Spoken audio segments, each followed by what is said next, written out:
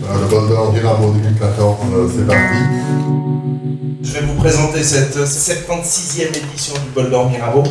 Alors, pas de grande nouveauté, c'est un Bol d'Or Mirabeau traditionnel. On continue toujours dans la même voie, donc de faire un événement sportivement de qualité, un événement qui présente une compétition pour les compétiteurs qui les intéressent de qualité et qui soit très disputé. On donne aussi un gros effort sur l'accueil, parce qu'on aimerait que tous ces concurrents qui viennent une fois à la Nautique soient accueillis très qualitativement et qu'ils aient envie de revenir. Et ça, c'est aussi une grosse partie de notre travail. Et cette année, on a la chance d'avoir un prototype italien qui est assez spécial et assez intéressant. C'est le Stravaganza, qui est un bateau qui a déjà essayé de faire le Genève et qui malheureusement, au bout d'une demi-heure, s'est retrouvé le mât dans l'eau.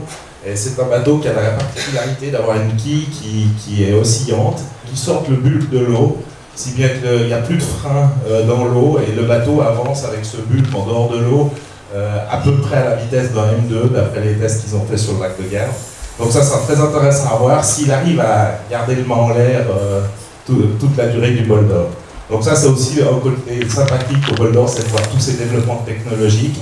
On en a aussi un très important du côté de la classe des M1. On a un GC32, Flavio Marazzi et un autre, ils sont venus à 2 bateaux avec des multicoques qui ont un foil qui est orientable exactement sur le même principe que les bateaux de la Maker's Cup qui ont couru en septembre à San Francisco. Je disais que le Bol d'Or Mirabeau était traditionnel, par contre on est toujours à l'avant-garde. Au niveau du suivi par internet, on essaye vraiment de développer tout ce qui est autour de la régate. Je dis autour, mais ça peut aussi être dans la régate, puisque certains concurrents sont équipés de tablettes et peuvent bénéficier de toutes ces informations directement sur l'eau.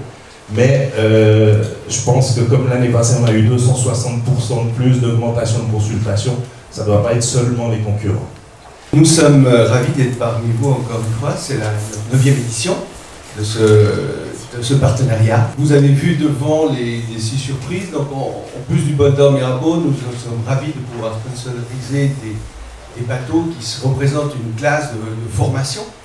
Les clés de ce Bol d'Or comme chaque année, mais effectivement cette année ce sera évidemment la météo. Je ne veux pas non plus vous faire une prévision totalement exacte, il faut aussi laisser une chance aux gens qui connaissent bien le lac. C'est toujours ce que j'ai dit, le Bol d'Or c'est aussi une compétition pour les gens qui connaissent le lac. Unigrave, qu'est-ce que ça fait de revenir discuter le Bol d'Or? Je ne sais pas, ça va faire quand même une dizaine d'années ou même plus. Effectivement, ça fait une dizaine d'années que je n'avais pas couru sur le lac Léman. Les dernières éditions, je le commentais pour les invités de Mirabeau sur un bateau CGL. C'était très joli à voir, mon petit lac, on allait jusqu'à y voir, il y avait beaucoup de charme à faire ça sur ces vieux bateaux de la CGL. Mais par contre, j'étais frustré, je voyais le multicoque passer comme des fusées à notre hauteur, je voyais les monocoques aussi sous speed, et chaque fois je me disais l'année prochaine, je serai à bord d'un bateau.